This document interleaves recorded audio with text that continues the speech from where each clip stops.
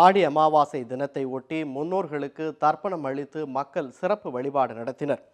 முன்னோர்களின் ஆசியும் வாழ்த்தும் கிடைக்க வேண்டும் என்ற நோக்கத்துடன் ஒவ்வொரு மாதமும் அமாவாசை நாளில் இந்து மதத்தினர் விரதம் இருந்து சிறப்பு படையலிட்டு பூஜைகள் செய்வது வழக்கம்.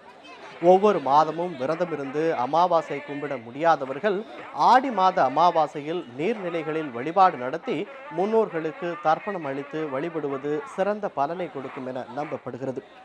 இதையொட்டி புண்ணிய ஸ்தலமான ராமேஸ்வரத்தில் ஏராளமான மக்கள் இன்று சிறப்பு வழிபாடு நடத்தி முன்னோர்களுக்கு தர்ப்பணம் அளித்தனர்.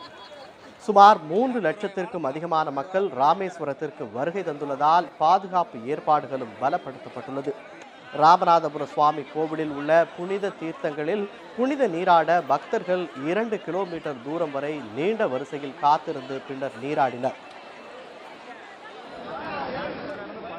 ஆடி அமாவாசை தினத்தை முன்னிட்டு முக்கடலும் சங்கமிக்கும் கன்னியாகுமரியில் பல்லாயிரக்கணக்கான மக்கள் தங்களின் முன்னோர்களுக்கு தர்ப்பணம் அளித்து வழிபாடு நடத்தினர்.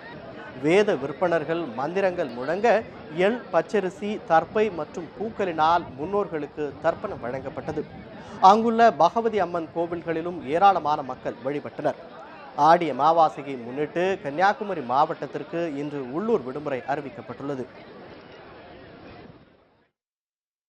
அன்னைக்கு ஆடி அமாவாசை இன்னைக்கு ரொம்ப விசேஷமான நாள். இது மூதாதையர்களுக்காக திதி கொடுக்கறதுக்கு உள்ள நாள். இது உலகத்திலேயே ரொம்ப சிறந்த இடமா இருக்கிறது. 3 கடலும் சங்கமிக்கிற ஒரு இடமாவும் இது இருக்கிறதுனால இங்கே அதிகப்படியான கூட்டங்கள் இருக்கிறது. ராமேஸ்வரத்துக்கு பிறகு நார்த் இந்தியாவுக்கு பிறகு அடுத்தபடியாக ரொம்ப கூட்டம் இருக்கிற ஒரே இடம் இந்த கன்னியாகுமரி மாவட்டம் தான்.